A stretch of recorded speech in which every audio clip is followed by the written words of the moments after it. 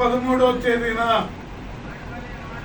జరిగినటువంటి సార్వత్రిక ఎన్నికల సందర్భంగా గతంలో ఎన్నడూ లేనంత దారుణమైన పద్ధతుల్లో అధికార ప్రతిపక్ష పార్టీలు రెండు వికృత విన్యాసాలకి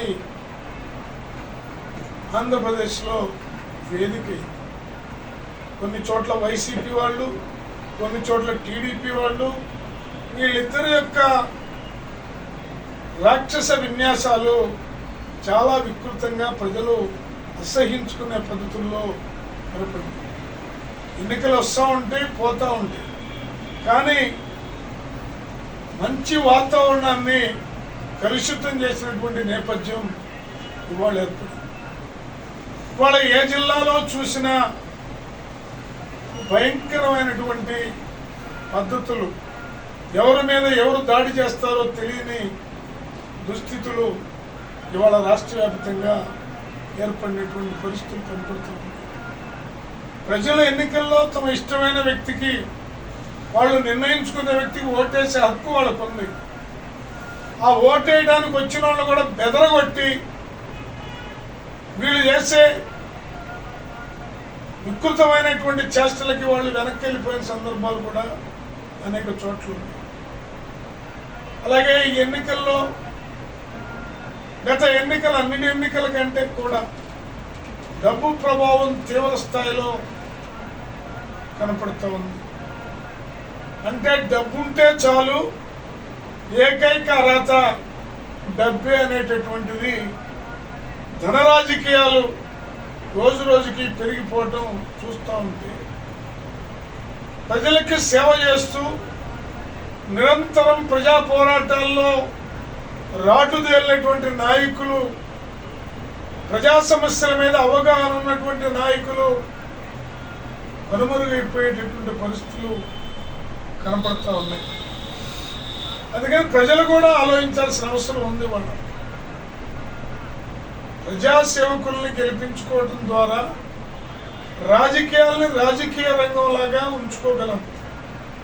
లేకపోతే రాజకీయాలు రౌడీజంతో, ధనస్వామ్యంతో నిండిపోయి మనకి సేవ చేసే పరిస్థితి. ఇప్పటికే పైన మోడీ కానీ కింద జగన్ కానీ వీళ్ళు చేస్తున్నటువంటి ప్రక్రియ వల్ల తినడానికి తిండి లేని పరిస్థితుల్లో ప్రజలు అల్లాడిపోతూ ఉన్నారు. భవన నిర్మాణ కార్మికులు పని లేక ఆటోలు తోలుకుంటూ ఉన్నారు, అవి కూడా బిజీ అయిపోయినాయి. అలాగే పరిశ్రమలన్నీ కూడా మూతపడిపోతూ ఉన్నాయి. పెట్రోలు, డీజిల్, వంట గ్యాస్ ధరలు ఎన్నిసార్లు పెంచారో లెక్క కూడా లేదు. గ్యాస్ ధర విపరీతంగా పెరిగిపోయింది. ఇలాంటి మోడీ ఇప్పుడు వచ్చి నేను దేవుణ్ణి, దేవుడు నన్ను పంపించాడు కిందకి, కాబట్టి నన్ను ఎవరు ఆపలేరని చెప్తా ఉన్నాడు. మరి టీఎంని ఆయన దేవుడు ఎట్టయ్యాడో మనకి ఆలోచించాల్సిన అవసరం ఉంది. అంటే ఇవాళ నరేంద్ర మోడీ ఎన్ని కాకమ్మ కబుర్లు చెప్పినా, కల్లబుల్లి కబుర్లు చెప్పినా దేశంలో ఎన్డీఏ కూటమి ఘోర పరాభవం చెందబోతా ఉంది. ఇండియా కూటమి దేశంలో అధికారంలోకి రాబోతా ఉంది. రాహుల్ గాంధీ ప్రధానమంత్రి అవడం ఖాయం.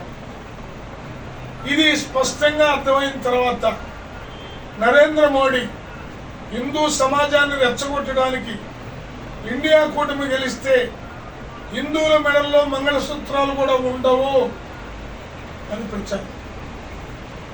మళ్ళీ నా గొంతులో ప్రాణం ఉండగా ముస్లింస్కి రిజర్వేషన్ ఇవ్వను అని ఇంకోవైపు మణిపూర్లో రక్తపాతం మనమంతా చూసాం.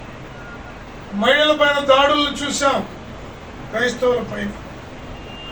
అలాగే దేశంలో గుజరాత్లో, బీహార్లో, ఉత్తరప్రదేశ్లో జరిగినటువంటి దారుణ మారుణ కండని ప్రజలు మర్చిపోదు. తినడానికి తిండి లేదు.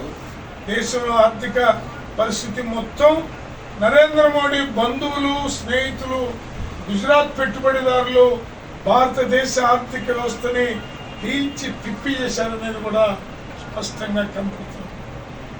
అలాగే పారిశ్రామిక రంగం అంబానీ అదానీలకి దారాదత్తం చేశారు.